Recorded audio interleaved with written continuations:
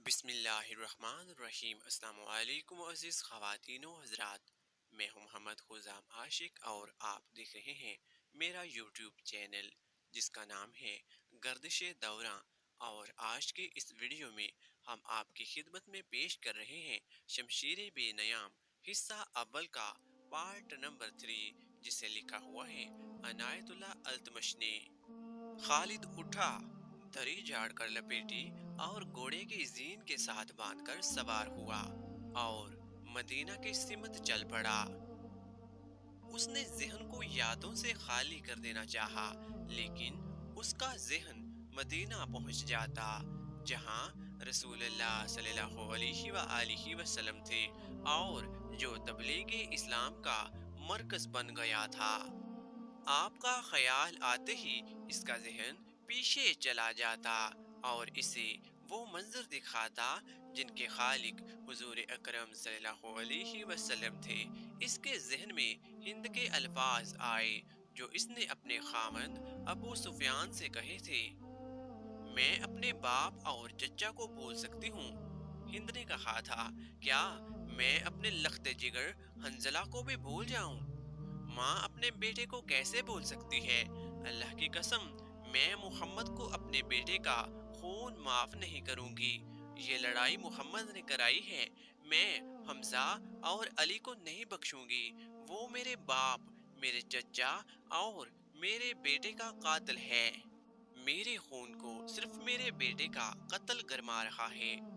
अबू सुफियान ने कहा था, मुझ पर अपने बेटे के खून का इंतकाम फर्ज हो गया है।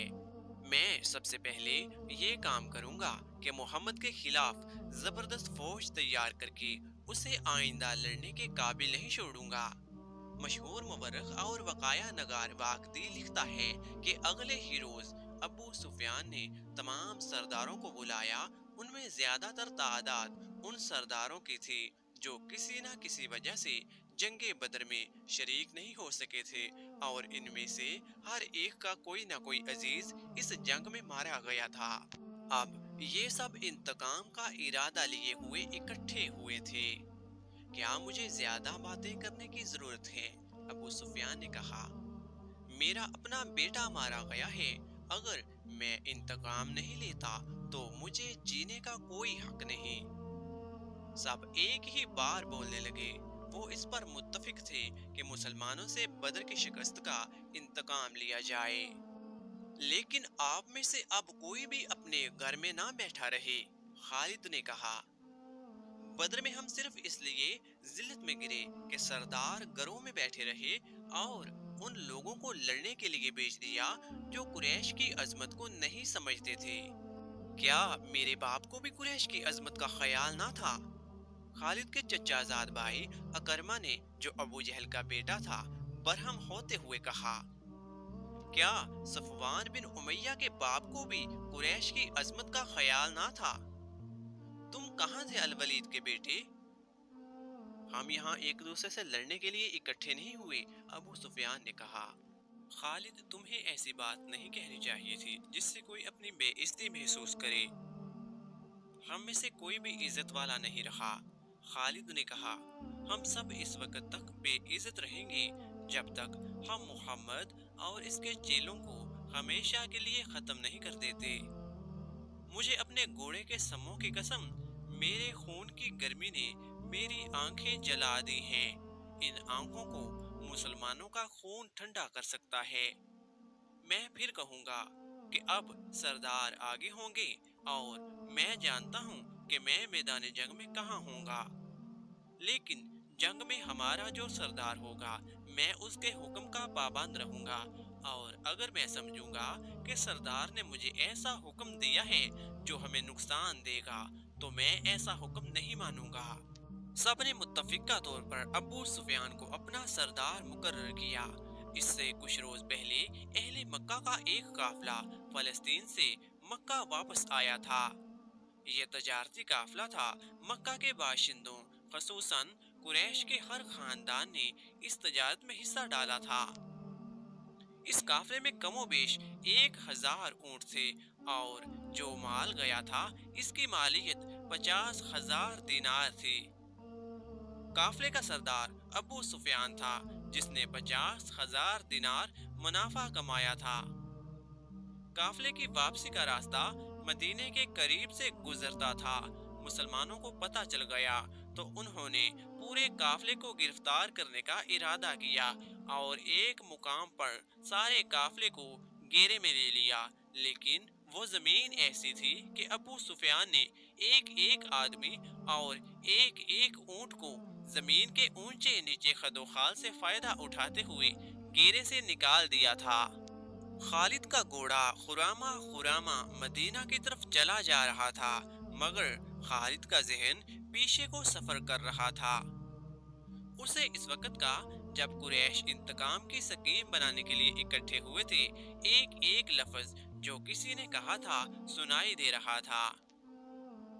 अगर तुमने मुझे अपनी सरदारी दी है तो मेरे हर फैसले की पाबंदी भी तुम पर लाजिम है, अबू सुफियान ने कहा। मेरा पहला फैसला ये है कि मैंने अभी 50,000 दिनार मुनाफा सब में तकसीम नहीं किया, वो मैं तकसीम नहीं करूंगा। ये मुसलमानों के खिलाफ फैसला कुन जंग में इस्तेमाल होगा। मुझे और मेरे खानदान को ये फैसला मंजूर है। सबसे पहले खालिद ने कहा, फिर मंजूर है, ऐसा ही कर। मंजूर है की आवाजें उठी। मेरा दूसरा हुक्म ये है, अबू सुफियान ने कहा, कि जंगे बदर में हमारे जो आदमी मारे गए हैं, इनके लवाहकीन आहोजारी कर रहे हैं। मैंने मर्दों को धाड़े मारते और औरतों को बैन करते सुना है। अल्लाह की कसम, जब आंसू बह जाते हैं तो इंतकाम की आग सर्द हो जाती है। इसलिए आज से बदर के मकतूलीन पर कोई नहीं रोएगा। और मेरा तीसरा हुक्म ये है कि मुसलमानों ने बद्र की लड़ाई में हमारे जिन आदमियों को कैद किया है, उनकी रिहाई के लिए कोई कोशिश नहीं की जाएगी। तुम जानते हो कि मुसलमानों ने कैदियों की रिहाई के लिए इनके दर्जे मुकर्रर कर दिए हैं और इनका फिदिया 1,000 से 4,000 दिरहम मुकर्रर किया है। हम मुसलमानों को एक दिरहम भी नहीं देंगे, क्योंकि ये रकम हमारे ही खिलाफ इस्तेमाल होगी। खालिद को घोड़े की पीठ पर बैठे और मदीना की तरफ जाते हुए जब वो लम्हे याद आ रहे थे तो इसकी मुट्ठियां बंद हो गई थी। गुस्से की लहर इसके सारे वजूद में फिर गई। वो वक्त बहुत पीछे रह गया था, लेकिन अब भी इसके अंदर गुस्सा बेदार हो गया।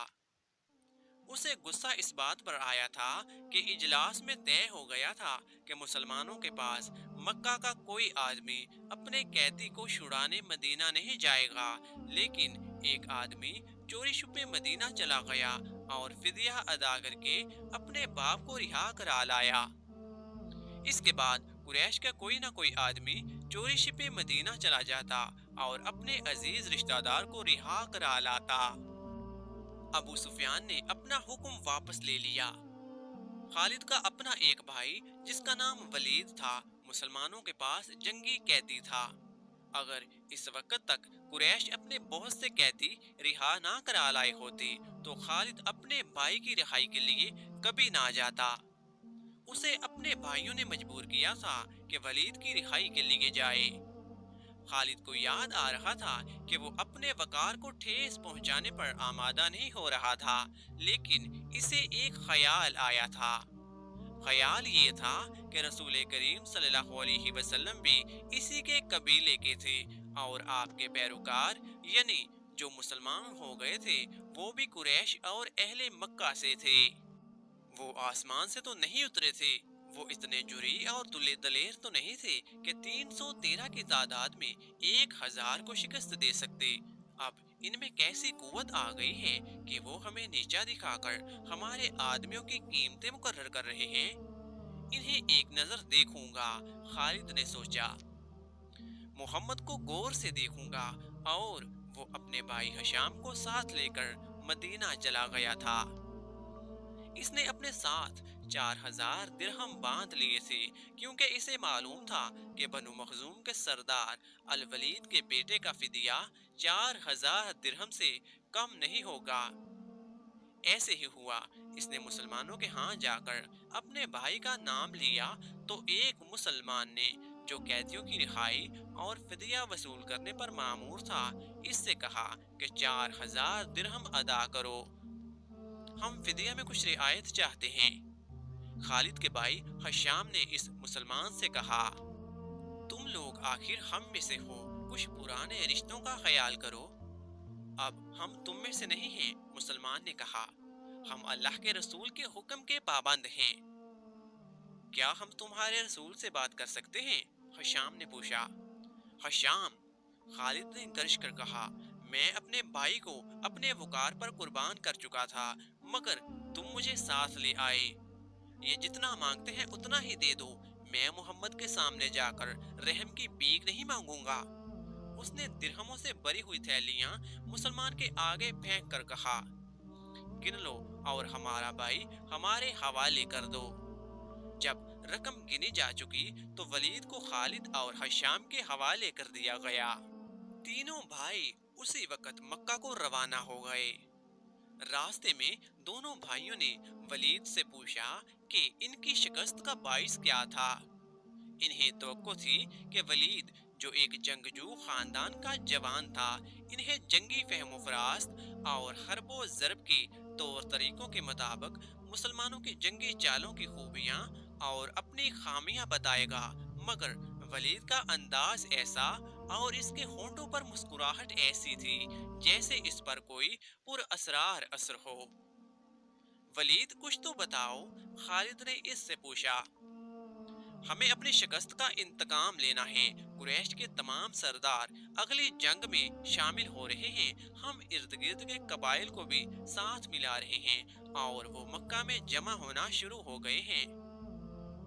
سارے عرب کو اکٹھا کر لو خالد، ولید نے کہا، تم مسلمانوں کو شکست نہیں دے سکو گے۔ میں نہیں بتا سکتا کہ محمد کے ہاتھ میں کوئی جادو ہے یا ان کا نیا عقیدہ سچا، یا پھر کیا بات ہے کہ میں نے ان کا قیدی ہوتے ہوئے بھی انہیں ناپسند نہیں کیا۔ پھر تم اپنے قبیلے کے غدار ہو، حشام نے کہا۔ غدار ہو یا تم پر ان کا جادو اثر کر گیا ہے؟ وہ یہودی پیشوا ٹھیک کہتا تھا کہ محمد کے پاس کوئی نیا عقیدہ اور نیا مذہب نہیں ہے، بلکہ اس کے ہاتھ میں کوئی جادو آ گیا ہے۔ جادو ہی تھا، ورنہ بدر میں قریش شکست کھانے والے نہیں تھے، خالد نے کہا۔ ولید جیسے ان کی باتیں سن ہی نہیں رہا تھا، اس کے ہونٹوں پر تبسم تھا اور وہ مڑ مڑ کر مدینے کی طرف دیکھتا تھا۔ مدینے سے کچھ دور ذوالحلیفہ نام کی ایک جگہ ہوا کرتی تھی۔ تینوں بھائی وہاں پہنچے تو رات گہری ہو چکی تھی۔ رات گزارنے کے لیے وہ وہیں رک گئے۔ صبح آنکھ کھلی تو ولید غائب تھا، اس کا گھوڑا بھی نہیں تھا۔ خالد اور حشام سوچ سوچ کر اس نتیجے پر پہنچے کہ ولید واپس مدینے چلا گیا ہے۔ انہوں نے دیکھا تھا کہ اس پر کوئی اثر تھا، یہ اثر مسلمانوں کا ہی ہو سکتا تھا۔ دونوں بھائی مکہ آ گئے۔ چند دنوں بعد انہیں مدینہ سے ولید کا زبانی پیغام ملا کہ اس نے محمد صلی اللہ علیہ وسلم کو خدا کا سچا رسول تسلیم کر لیا ہے، اور اب وہ آپ کی شخصیت اور باتوں سے اتنا متاثر ہوا ہے کہ اس نے اسلام قبول کر لیا ہے۔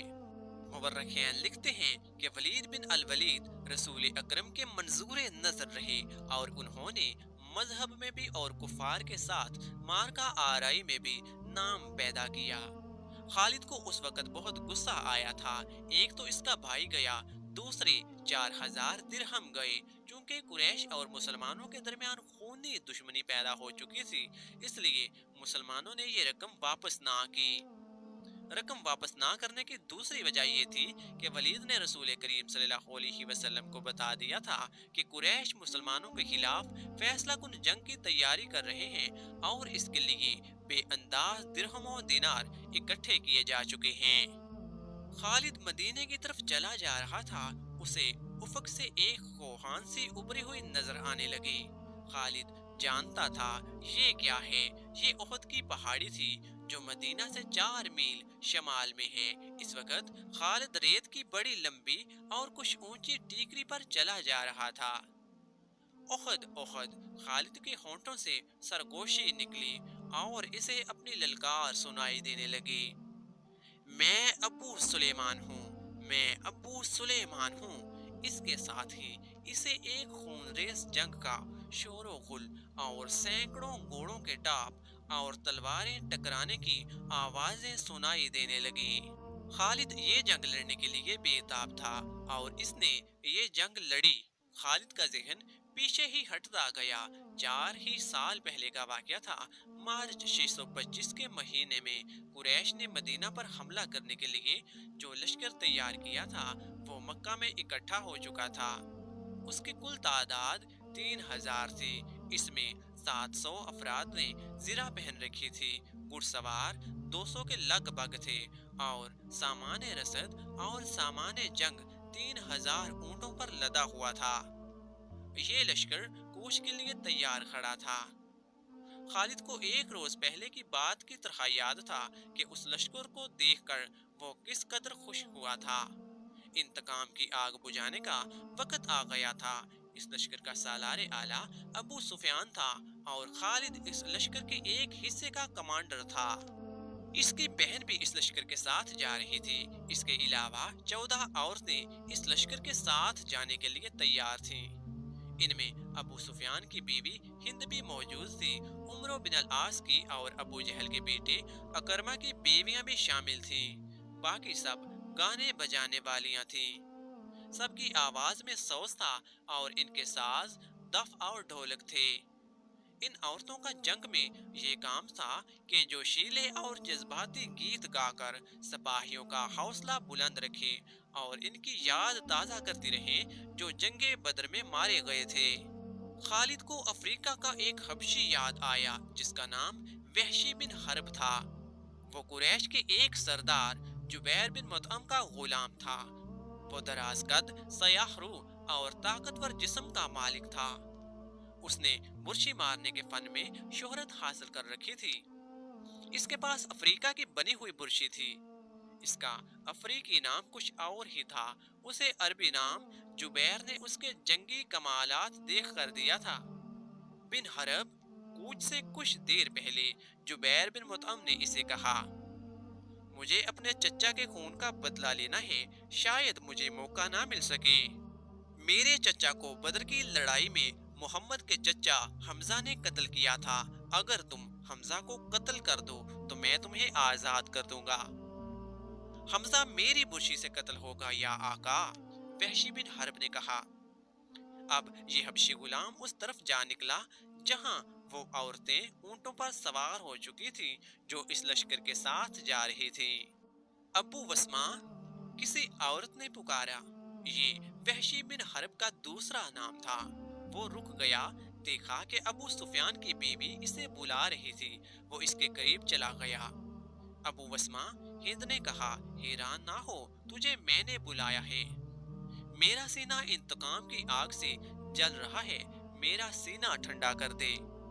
حکم خاتون، غلام نے کہا، اپنے سالار کی زوجہ کے حکم پر اپنی جان دے دوں گا۔